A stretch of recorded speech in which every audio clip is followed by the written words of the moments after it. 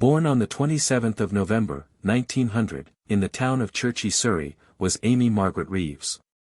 She was raised in the quiet rural settlement of Long Cross, a small village situated roughly 20 miles west of central London.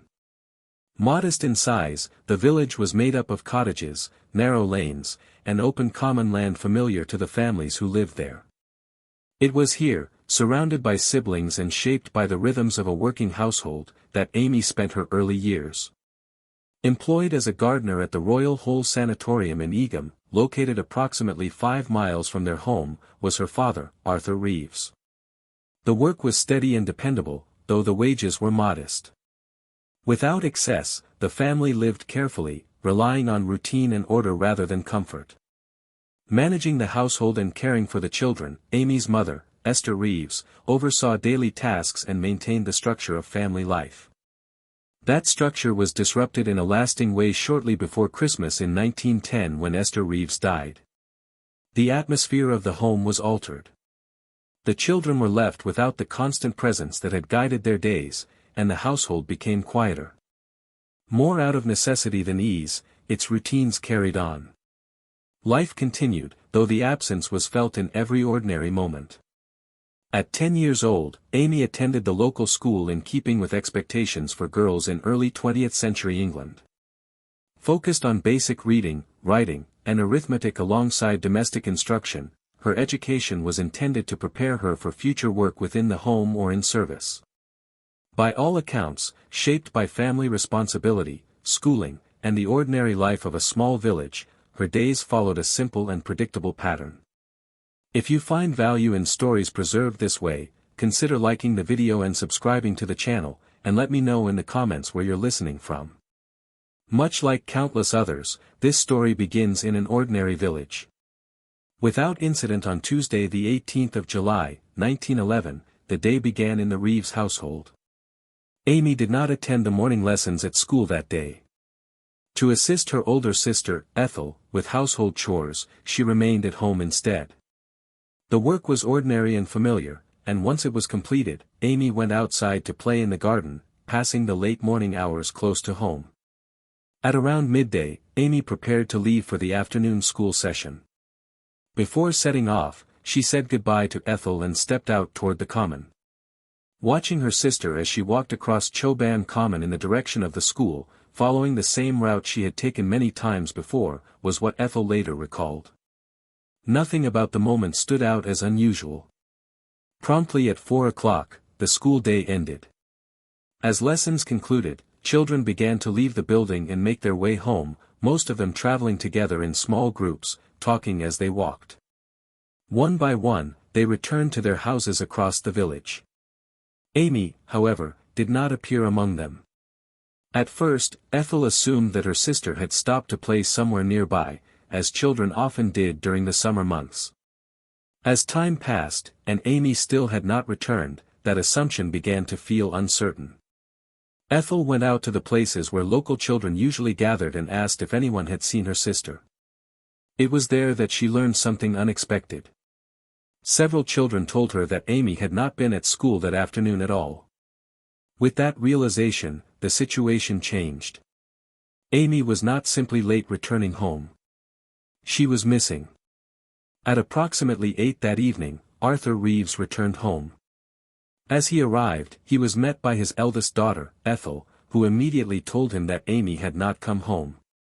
For a brief moment, he said nothing, standing still as the weight of her words settled in. It was unlike Amy to stay out late, particularly without informing anyone. She was known as a quiet and dependable child, one who did not wander far or act without purpose. After a short pause, Arthur began asking questions. Ethel explained that Amy had left the house shortly after midday, and that she had watched her walk across Chobham Common toward the school. She also told him what she had learned later in the afternoon, that Amy had not been seen at school at all. With this information, Arthur wasted no time. He set down his tools and went out to speak with neighbors, asking if anyone had seen his daughter or noticed anything unusual. When no one could provide an answer, he gathered several local residents, and together they began to search the surrounding area.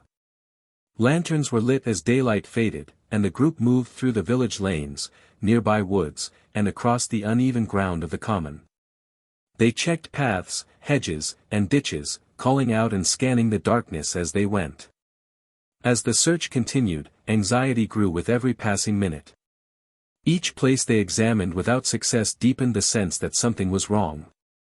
What had begun as concern had now turned into urgency, and the small community found itself drawn together in a shared effort to find a child who should have been safely home hours before. Moving away from the others as the search continued into the night, Arthur Reeves made his way toward a small pond on Chobham Common.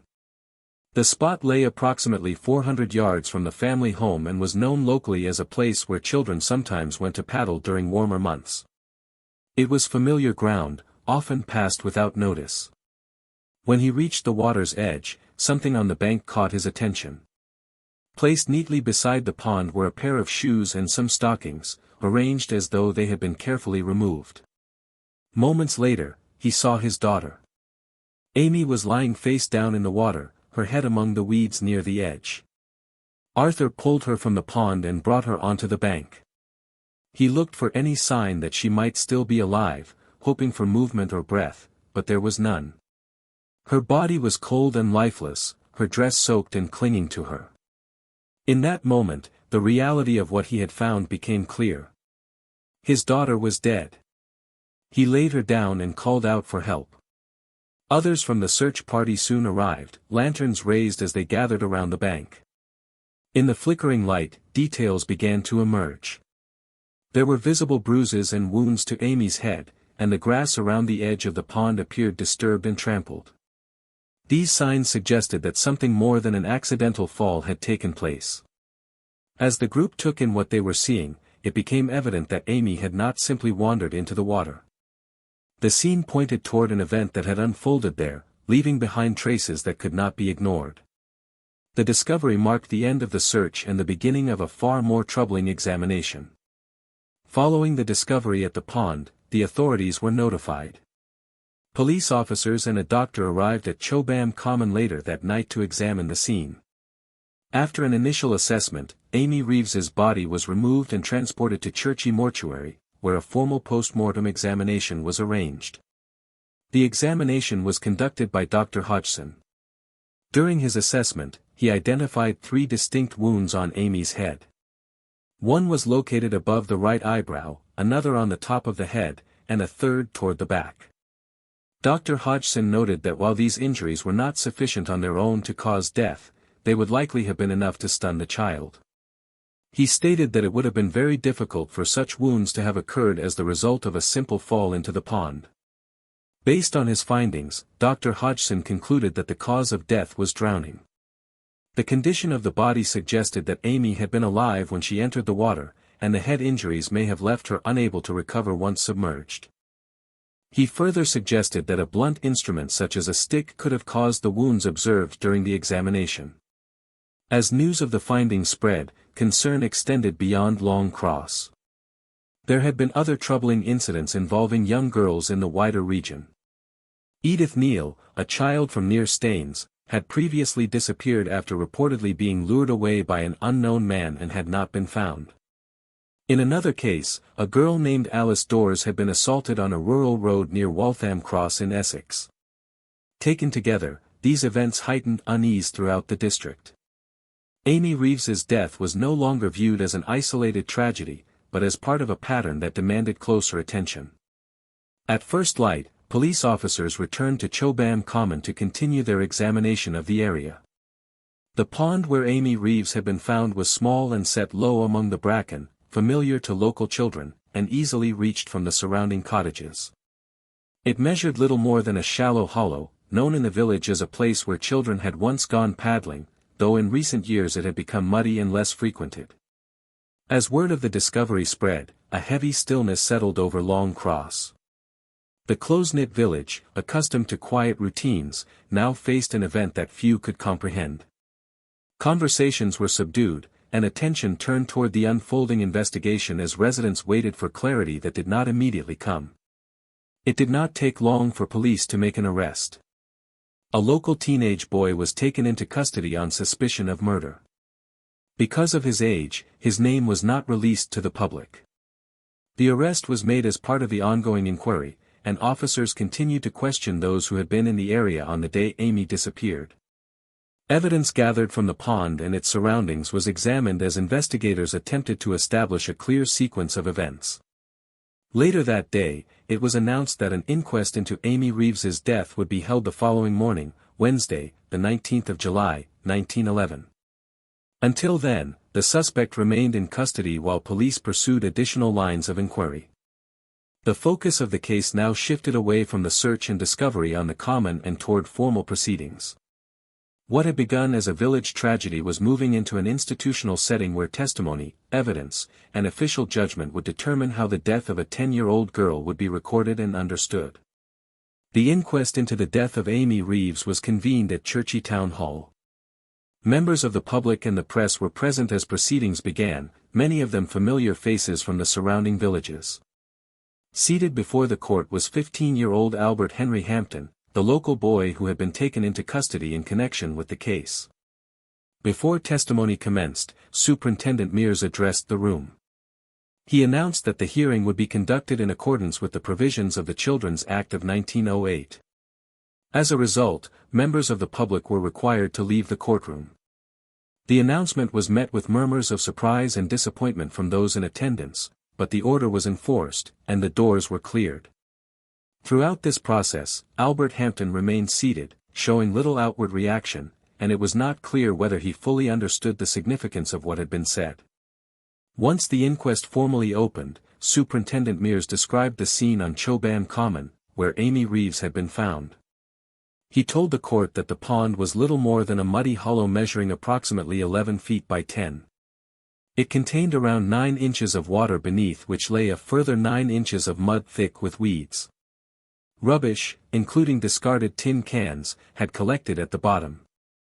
Superintendent Mears identified this pond as the exact location where Arthur Reeves had discovered his daughter. He then described a stick that had been seen protruding slightly from the water. The branch, later recovered, was a 2 ft length of birch. Embedded in its bark were several strands of long, light brown hair, which appeared to be human. For comparison, a freshly cut birch branch taken from nearby was also presented to the court. Ethel Reeves was called to give evidence during the inquest. As she began her testimony, she fainted in the witness box, and the proceedings were temporarily paused. After several minutes, she recovered and was able to continue. She told the court that on the morning of Tuesday, the 18th of July, she had seen her sister Amy in the garden with Albert Hampton. According to her account, the two children had lit a small fire, placing bricks around it, and had boiled some water. Ethel explained that Albert was often present at their home as his aunt and uncle lived next door and his visits were not unusual. She stated that around noon, Amy came inside the house and asked for a piece of bread and butter. Shortly afterward, Amy left to go to school for the afternoon session.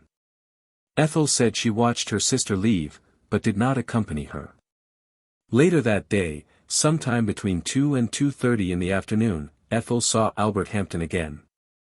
She described him as appearing unsettled, as though he wanted to say something, but was unsure how to begin. Albert told her that he had been asleep under an apple tree, and said that he was on his way to his aunt's house to borrow some tea. Ethel told the court that Albert returned about 30 minutes later. On this occasion, he was still carrying the stick he had earlier been seen with. She said that he joked with her about helping her in the potato patch, and their conversation remained casual. At no point during either interaction did he mention Amy, and Ethel said that she assumed her sister had returned to school as expected. When questioned further, Ethel confirmed that the stick Albert had been carrying that day appeared to have been freshly cut. During further questioning, Ethel Reeves was asked about anyone else she had seen that afternoon. She told the court that sometime between 1 and 1:30, a man she did not recognize came to the house and asked for a glass of water. She said the man was dressed in ordinary working clothes and had arrived on a bicycle. According to Ethel, he told her that he was looking for work and was heading toward Fairview, a house under construction across from the school. She gave him the water and he left. She did not see him again. Mrs. Martha Stevens was then called to give evidence. She was the wife of John Stevens, Albert Hampton's uncle, and lived next door to the Reeves family. Mrs. Stevens told the court that she had seen Amy briefly at around 10 o'clock on the morning of the 18th of July. She said that she had also seen her nephew that day and that he had told her he was looking for work. She stated that she did not hear any screams or sounds of distress and did not see anyone carrying a stick. Mrs. Stevens described Albert as gentle by nature and said that he had never shown signs of bad temper. She spoke of his work history in the village, his family's poor health, and noted that he sang in the church choir. To her knowledge, there had never been any quarrel between Albert and the Reeves family. Inspector Pike also gave testimony. He said that he arrived at the pond at approximately 11:15 that night after Amy's body had been removed from the water. He observed that her boots and stockings had been placed neatly on the bank and that her clothing was saturated with mud and water. Nearby, he noted a freshly cut birch tree about 200 yards from the pond. Later, during a search of a woodshed behind Mrs. Stevens's home, he found a wood chopper with leaves clinging to its blade, which he said matched those found near the pond. Inspector Pike told the court that when Albert Hampton was arrested and informed of the charge, he replied, "I'm sure it was not me, sir." At the station, his only response was a quiet, "No." The inquest resumed on Tuesday the 25th of July, 1911, 1 week after Amy Reeves had been killed. Arthur Reeves was present in the gallery, seated quietly as proceedings continued. Albert Henry Hampton, still just 15 years old, was brought into the courtroom under guard and remained seated throughout, watching with little expression. The first witness called that day was Albert Reeves, Amy's 12-year-old brother. He told the court that on the 18th of July he had gone to school with his younger sister Winnie and returned home shortly before 1 o'clock. As he approached the house, he noticed Albert Hampton standing in his aunt's garden. Later in the afternoon after lunch, he saw him again and described his manner as restless, saying that he appeared to be watching what was happening around him. Police had by then identified the man who had come to the Reeves home asking for water. He was named as William Scammell, a painter from Egham. Taking the stand, Scammell said that he had arrived in Long Cross at about 20 minutes to 2 in the afternoon while looking for work. He confirmed that he had gone to the Reeves house because of the heat and had been given water by a young woman he later learned was Ethel Reeves. He said that he then cycled to Fairview, a house under construction opposite Longcross Hill, but was turned away. On his return journey toward Egham, he passed a man named John Tabor and later a man driving a coal cart. He stated that these were the only people he saw. Dr. George Hodgson also gave further medical evidence. He described Amy's condition when he examined her, noting the presence of mud in her mouth, on her teeth, and on the right side of her face and head. He identified 4 wounds to her head, and stated that while these injuries would have stunned the child, they were not in themselves fatal. In his opinion, the cause of death was drowning. Flora Batchelor, a neighbor of the Reeves family, was next called to give evidence. She told the court that on the morning of the 18th of July, she had seen Albert Hampton carrying what she described as a stout stick. According to her testimony, Albert remarked that it was a cherry stick and commented that it would make a fine cudgel. At this point, the coroner intervened to explain that a cudgel was a short, thick stick, typically used as a weapon and easily wielded with one hand. The statement drew attention to a growing inconsistency in the evidence. While Albert Hampton had referred to the stick he carried as cherrywood, the branch recovered from the pond was identified as birch. This discrepancy had already been noted during earlier testimony and now formed a central point of consideration. Professor Pepper, a forensic expert from the Home Office, was then called. He told the court that he had examined the stick found standing upright in the mud of the pond. Embedded in its bark were strands of light brown hair, which he said were consistent with Amy Reeves's hair color. Based on his examination, Professor Pepper gave the opinion that the child had likely been standing in the pond when she was struck. He suggested that several blows had been delivered in quick succession, causing her to fall into the water where she drowned. Other witnesses also placed Albert Hampton in the area that day. Several said they had seen him carrying a carpet bag slung over his shoulder, which he did not appear to put down. His manner, they noted, was generally quiet, though some described him as hesitant and uncertain.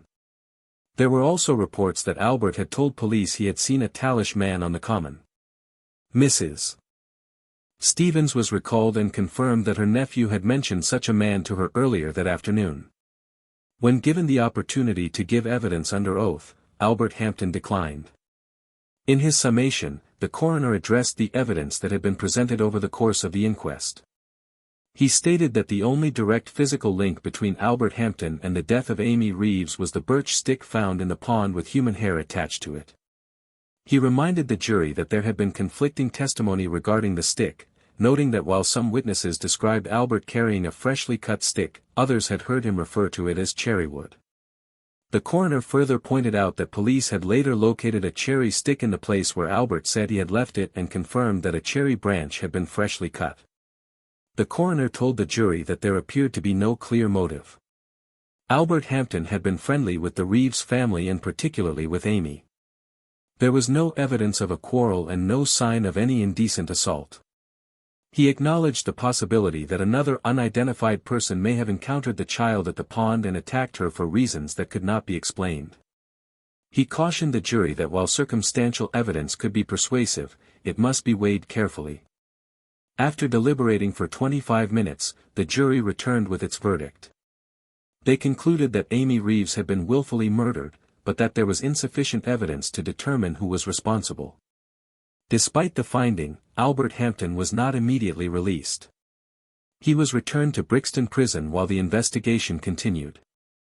The following day, he was released on bail of £25.